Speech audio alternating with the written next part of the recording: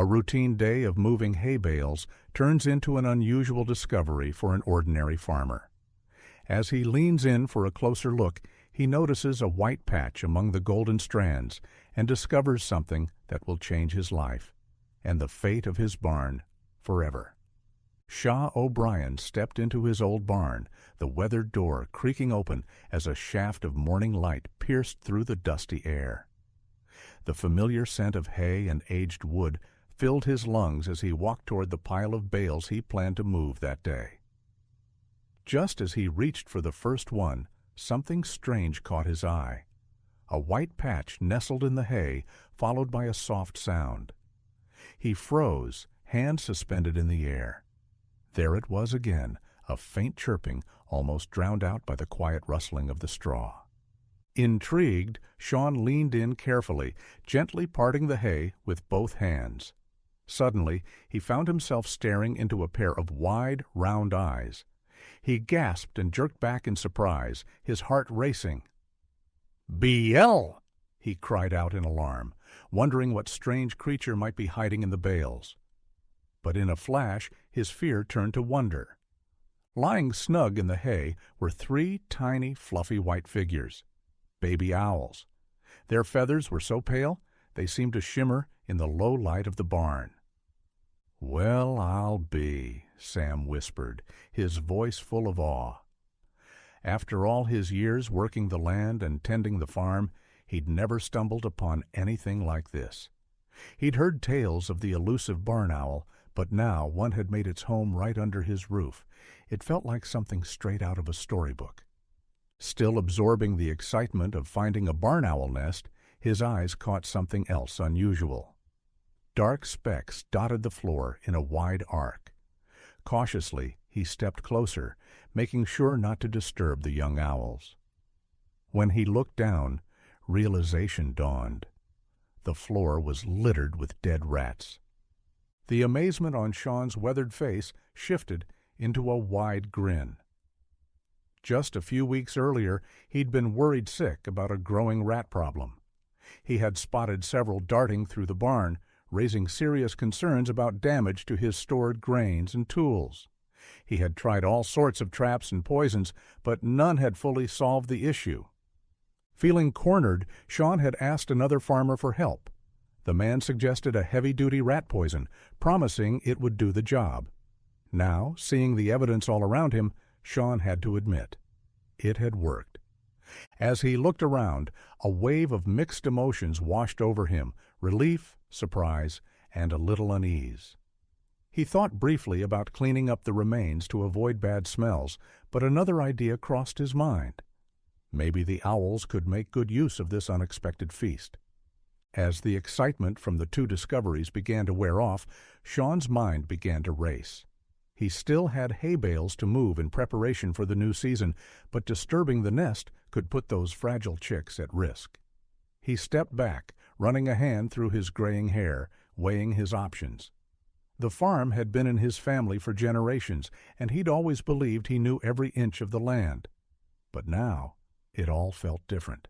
This moment was making him look at his surroundings in a new light. He thought about the stories his grandfather used to tell, how barn owls once nested all around the area when he was a child. But now that Sean considered it, he couldn't remember the last time he'd seen one himself. The importance of this little nest started to sink in. Taking a deep breath, he realized he couldn't just go about his day as if nothing had happened.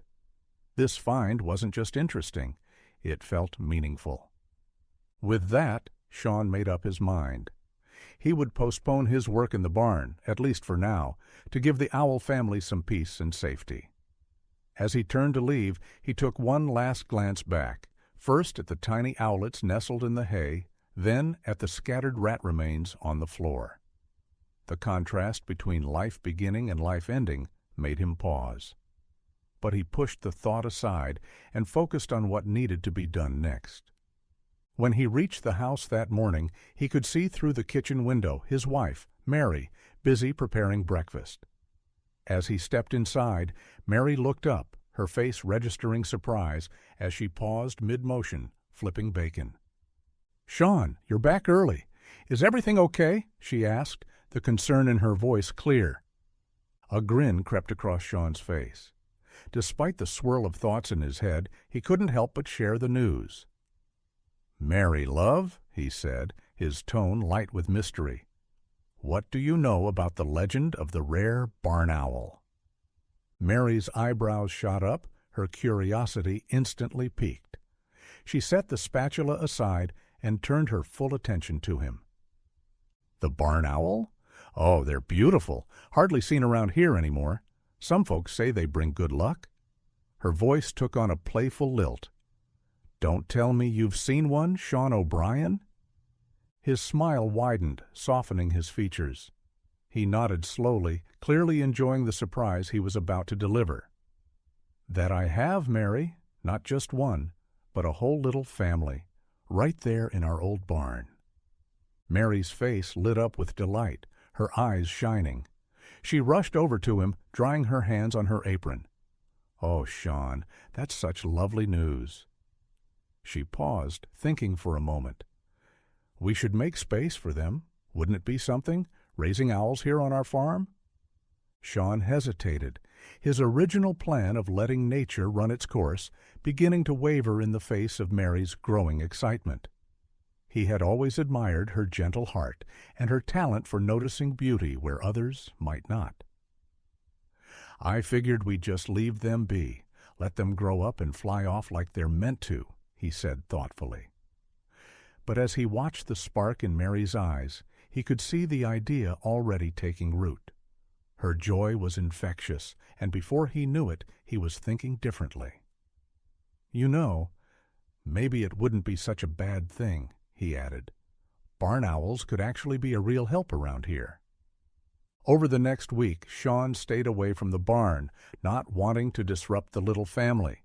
He told himself the rats from before would be plenty for the owls to feed on for now, but a part of him still felt uneasy. The thrill of discovering the nest lingered in his thoughts, balanced by a sense of worry and wonder. As the days passed, Sean decided to lend a hand more actively.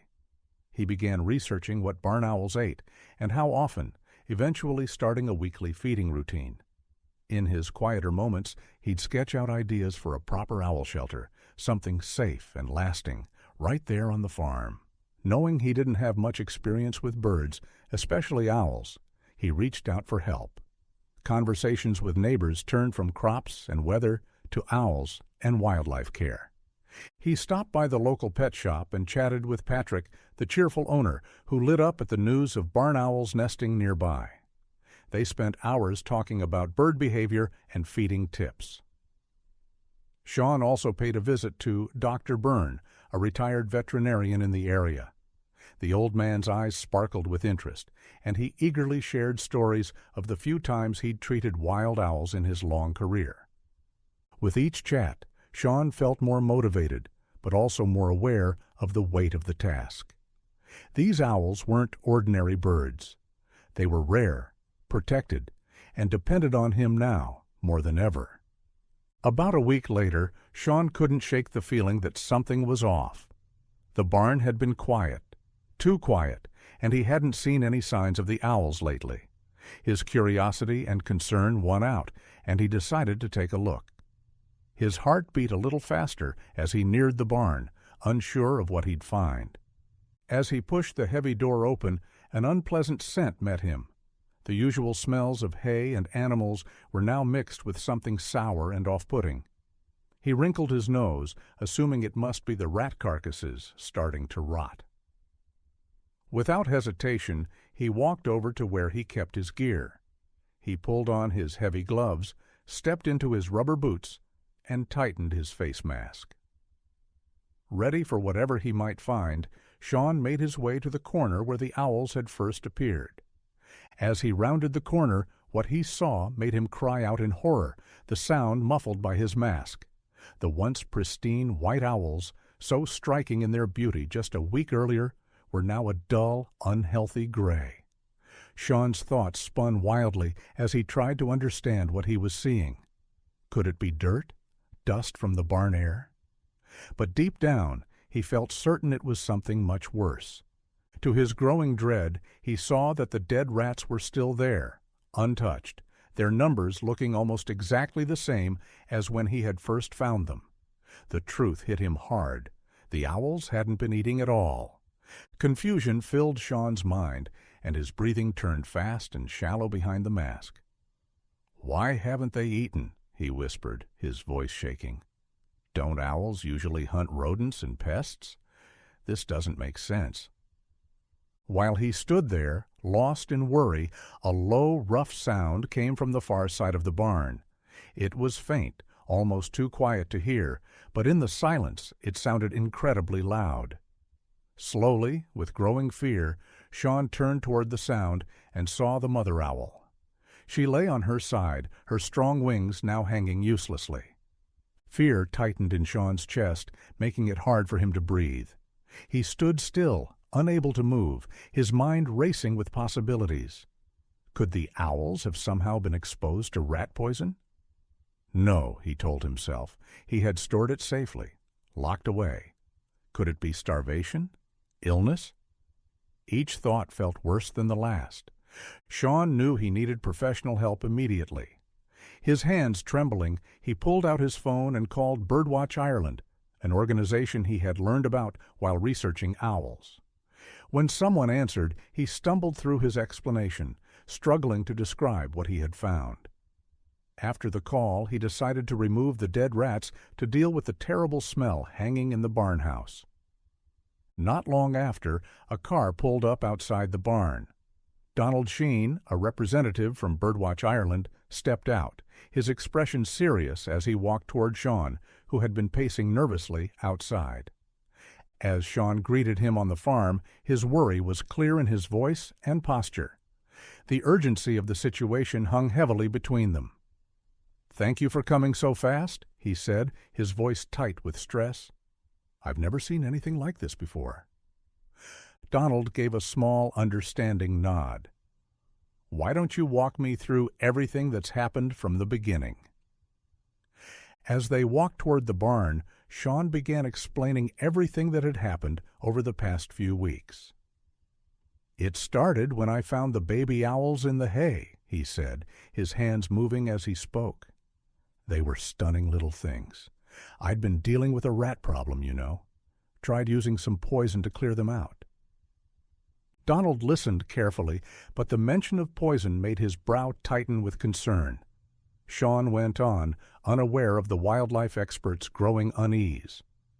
"When I discovered the owls, there were some dead rats nearby. I figured it was perfect, thought the owls might feed on them since they didn't look like they'd been there too long." When they reached the sickly owls, Donald's expression darkened. Sean glanced at him, his stomach twisting, caught between hope and dread. "And when I came back later to check on them," he added, voice unsteady, "this is what I found. I just don't know what went wrong." Donald turned to face him, his eyes serious. "I'm afraid the owlets and their mother have been poisoned." Sean's face went pale. "Poisoned? By who?" he asked, barely able to get the words out. Donald let out a slow breath, preparing to say what he knew would hurt.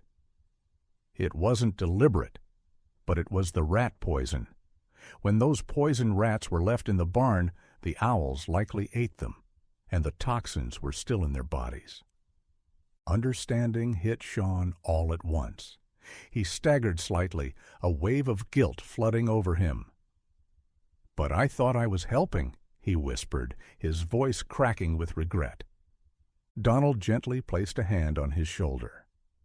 "I know you meant well, Sean. It's a mistake a lot of people make, but poisoned rodents still carry lethal substances. When other animals feed on them, they get poisoned too." Sean's shoulders sank under the weight of it all. "Is there anything we can do to save them?" he asked softly. Donald looked at him with a little more hope in his eyes. He stepped toward the owls, examining them carefully. "Let me try," he said, his voice calm but focused. He walked back to his vehicle and returned carrying a medical kit. Sean stood by, holding on to the small hope now growing in his chest, as Donald opened the kit and pulled out several syringes. "These contain a treatment that can help counteract the poison," he explained while preparing the injections. "It'll give their bodies a fighting chance." With steady hands, Donald gave each owl its dose of the treatment. Sean stood by in tense silence, his heart pounding with every injection. When Donald finished administering the antitoxins, he turned to Sean with a concerned look. "I have to be honest with you, Sean.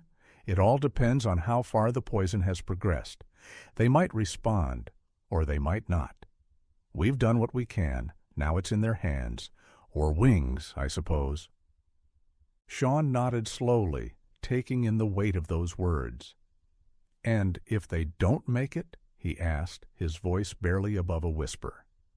Donald's expression softened. "Then we give them a proper send-off. That's all anyone can do." In the hushed stillness of the barn, surrounded by the faint, unsteady hoots of the ailing owls, Sean felt something shift deep within. What began as a hopeful act had spiraled into something much more serious, a painful lesson about how delicate nature's balance truly was. "I never meant for this to happen," he murmured, emotion thick in his voice. "I thought I was helping." Donald nodded. "It's not your fault. Nature doesn't always react the way we expect. But the important thing is, you're doing everything you can now to make it right." As the weight of the moment settled between them, Donald saw an opening, one that could turn this hardship into something meaningful. Sean's regret was real, and Donald knew that sharing knowledge could prevent mistakes like this from happening again.